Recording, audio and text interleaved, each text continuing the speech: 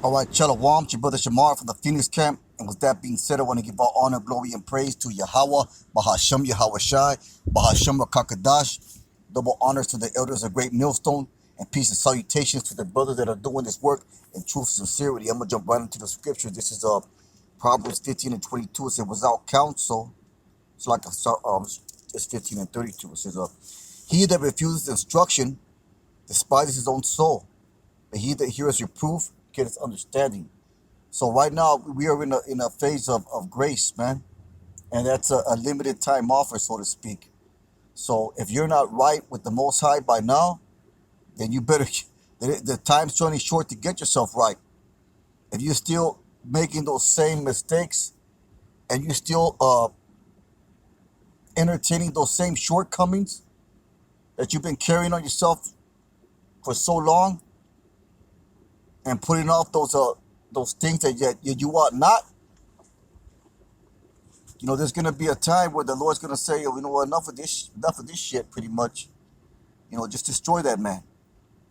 So so as we get closer and closer to the end of this empire, the end of this kingdom, the end of Esau's rulership, the men of the Lord are gonna be refined more and more. That means more. That means more commitment, more testing of your faith. Along with that's gonna go more correction, more reproof, more refining, more sharpening.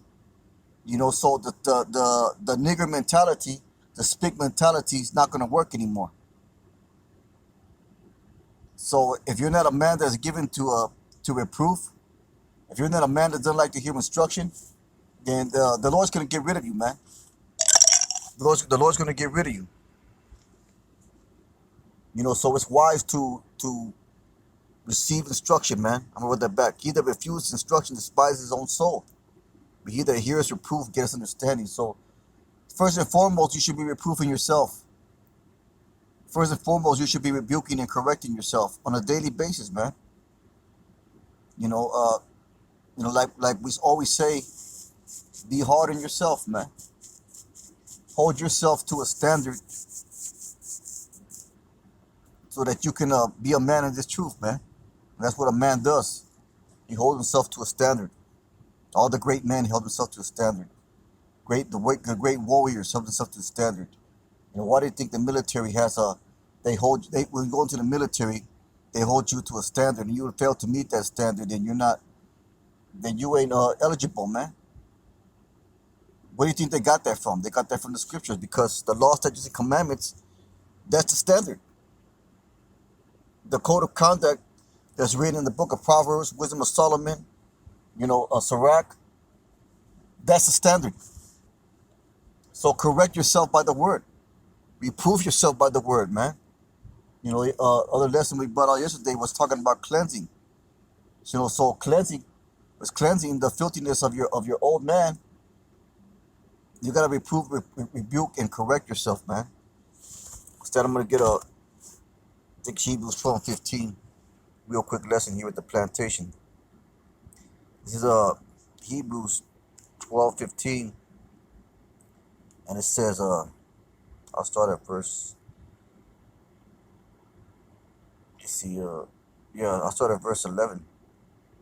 It says, now the chastening for the present seemeth no chastening, together with chastening, discipline for the present seemeth to be joyous. No, forcing when you first start disciplining yourself, when you first go about to put off the weak nature, a weak spirit, a weak mentality, it's not a joyous thing, man.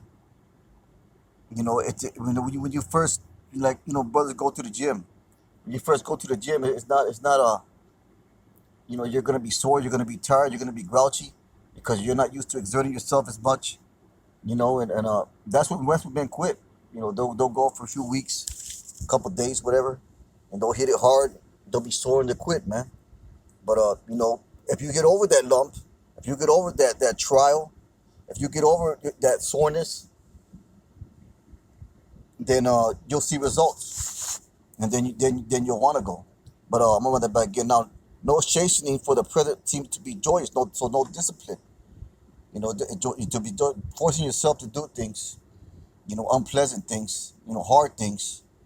It's not a joyous thing because we're these weak-natured flesh, and Esau Edom has taught our mentality to give into our lust, to give into our pleasures, to give into our desires, to a fast food society, man, pretty much, to give into our whims. And a man of the Lord, he's gonna be an austere man. He's gonna be a man that doesn't that has temperance or self control and things. He's gonna know what his alcohol limit is. He's gonna know what his food limit is. He's gonna know what his balance is in all things. He's gonna know what his priorities are. He's gonna know to do the hard things, man, whether he likes them or not. Make hard decisions, whether he likes them or not. So it says, now no chasing for the present seems to be joyous, but grievous. Nevertheless, afterward you use the peaceable fruit of righteousness to them which are exercised thereby. So just like the analogy of the military, you go to that boot camp where they put hell on you. All that's a chastening. All that's a disciplining of you. All that's a correction of old behaviors. They gotta flush that shit out of you, out of your mind, out of your body. And you will become a disciplined person. Military has its benefits for those brothers that been into military service, man. They know what I'm talking about. But then you're a more disciplined, a more focused, a more refined mentality, man. But you gotta go through that fire. You gotta flush all that bullshit of your life out of your physical being and your mentality, and have a whole new different mentality. And it's the same thing when you come into this truth, man. This truth is like the military because Yahweh Shai called us soldier. We always bring this up. It says that Yahweh Shai showed you to be a soldier. Soldier doesn't take himself to fear his life, man. So, liken it to the military, man. For the brothers in the military, for the brothers that have it, you know, uh, that's a form of discipline that you got to put upon yourself. It says, wherefore lift up the hands which hang down and the feeble knees. So shake off that weakness, man, and make straight paths for your feet. That's discipline. That's focus. That's intent. That's moving with intent and purpose. Lest that which is lame be turned out the way, but let it rather be healed. Follow peace with all men and holiness, without no man shall see the Most High. So you gotta have that brotherhood. You gotta have that peace with your brother. Even with the people of the world. You move in a different way. The Clark Kent type scenario that we always talk about. It says, looking diligently, lest any man fail. Looking diligently, man. So diligent goes along with discipline, goes along with focus, goes along with the making straight paths for your feet, goes along with all the lifestyle, the mentality that an austere Hebrew Israelite man is supposed to have, man. And that's gonna be up to your benefit, because the times are coming. We're gonna have to be those hard men. We're gonna have to be those austere men. So we're gonna have to build ourselves to that level, man. It says, looking diligently lest any man fail of the grace of Yahweh, any root of bitterness springing up trouble you, and thereby be defiled. And what make a person bitter? A lot of things, man. First and foremost, when he can't take correction, when he can't humble down and take correction, when he can't admit his faults, when he can't he holds grudges against his brother over petty little shit, that can make a man bitter. But we're supposed to follow people's all men, and holding us out which no man shall see the Lord. Looking diligently, lest any man fail of the grace of Yahweh, lest any root of bitterness springing up to trouble you, and thereby many be defiled. So that's what you gotta. That's a whole new way of dealing with your fellow man, and that's something that we didn't learn in the world. If there be any fornicator or profane person as Esau. So if you ain't have that, so basically what the scripture's saying, if you ain't having that austere mentality, that mentality that's on a higher level according to the scriptures, you acting like fucking Esau, man. Because like I said, that's where we learn these bad habits from. These do without will type mentality, this fast food mentality, this giving into your pleasures mentality. We learned that shit from Esau, man. Because we were in the fucking world. That's what he promotes.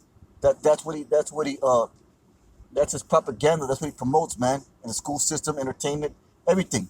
He tells you to give into your whims. You know. That's why society is so fucked up as it is today. So lest there be any fornicator or profane person Esau, who for one morsel of meat sold his birthright. Why? Because he had no integrity, man. So if you ain't striving to be that austere man, and the Lord's pretty much saying, what you know what, you just like fucking Esau, you like the devil, and we don't know what's gonna happen to the devil. So you're gonna get his punishment. You're gonna get dealt with in that manner.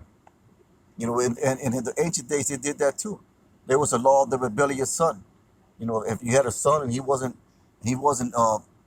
holding down the standard, a death. That's harsh, man. Yeah, they would say that's harsh today. But look how many of these jakes out here running out wild, doing all kinds of crazy shit. You know, them in the ancient days, those young men would have been killed already by the community. They would have been killed already as examples to others, man. That's why you got so much trouble out there, man. That's why you got so much of fatherless children, broken homes, poverty, drug addiction, alcoholism, all that, man. Laziness, slothfulness. You know, men that don't want to fucking work. Men walking around with their with their ass sagging out their pants. You know, that's rebellion, man. In the ancient days, that would have been dealt with according to the law. I'm gonna get that Deuteronomy 21 and I think it's 18.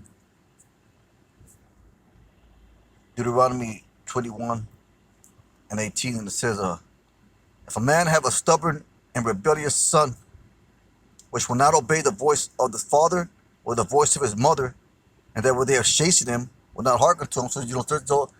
So they're gonna give him a chance for correction and discipline. But if he don't listen, adhere or take heed of that, this is what happens. Then shall the father and his mother lay hold on him, and bring him out unto the elders of the city and unto the gates of his place. So he's going to be judged by the community, man.